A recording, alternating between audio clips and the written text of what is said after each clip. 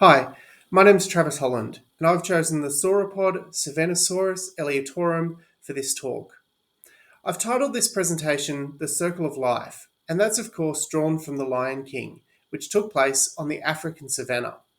And you will note also in the subtitle that I've given the English translation of Savannasaurus's Latin binomial, which is Elliot's savanna lizard, and I'll get to that a bit more later.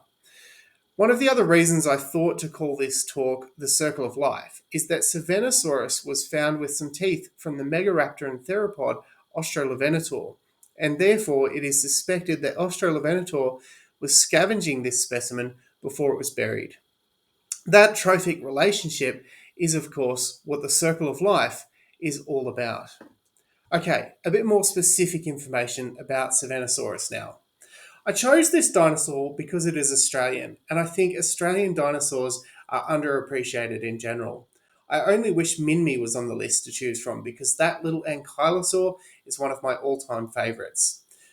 Savannasaurus was discovered on Belmont Station, which is owned by the Elliot family, who are the founders of the Australian Age of Dinosaurs Museum in Winton, Queensland. And so obviously that is where the species name comes from, and the specimen now resides at the Age of Dinosaurs. It was excavated in 2005-06, but only formally described by Stephen Poropat and colleagues in 2016, and then again in more detail in 2020. The 2020 article is where the term wide-hipped comes from.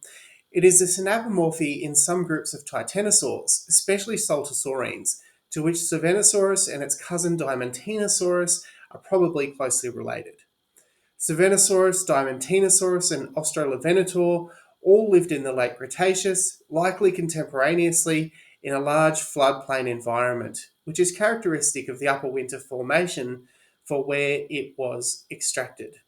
They probably also lived at the same time as the pterosaur Ferrodraco lantoni and several species of crocodiles and turtles. The flora of the Upper Winton Formation is dominated by conifers and angiosperms, as well as ferns, liverworts, and ginkgo. There are also plenty of insect specimens, including dragonflies, mites, and scorpion flies. This all comes from Poropat et al. 2020. A little more on the actual fossils now, and you can see them here on the screen. About 20 to 25% of the skeleton was recovered, which of course doesn't seem like a lot, but actually makes this specimen the third most complete sauropod in Australia after the Diamantinosaurus specimens. There are differences between the vertebra of this specimen and other sauropods, such as the caudal vertebra being convex ventrally and concave dorsally, shallow lateral pneumatic fossae, which it shares with a small group of sauropods from Asia, a synapomorphy for Titanosauria related to a missing ridge on the anterior portion of the sternal plate, distinctly shaped metacarpals, and the size of the astrolagus, or knucklebone. These are all elements which have been used to diagnose this as a new species.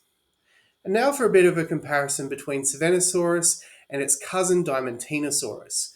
And these figures come from Poropat et al. 2016 and Hucknall 2016 as well. Savannasaurus and Diamantinosaurus were found to both be titanosaurs within Macronaria, but outside of Lithostrosia and Saltosauridae, despite some of the similarities to saltosaurines I mentioned. But this is a little bit contested, and another analysis found them to be part of Saltosauridae. The ventrolateral ridges on Savannasaurus's middle and posterior vertebra are characterized as weakly developed by Poropat. And this is contrasted with Diamantinosaurus, which Poropat et al. Says has similar, albeit better developed ridges. And that was a quote. They also found a very specific alteration to the dorsal portion of the vertebra, which, as far as I can tell, means that the posterior lamina, which are portions of the bone connecting the spinous process or the ridge of the spine to the transverse process or the arms, tilts downward toward the front of each vertebra, which has only ever been observed in Savannasaurus and Diamantinosaurus. So those are the major comparisons between the species. In terms of phylogeny, and based on all of this, Poropat et al. Have placed Savannasaurus within Macronaria and Titanosauria, but as a group with Diamantinosaurus. And so you can see them here in that placement. And so that's my introduction to Savannasaurus. Thank you very much for listening in, and I will finish with my references.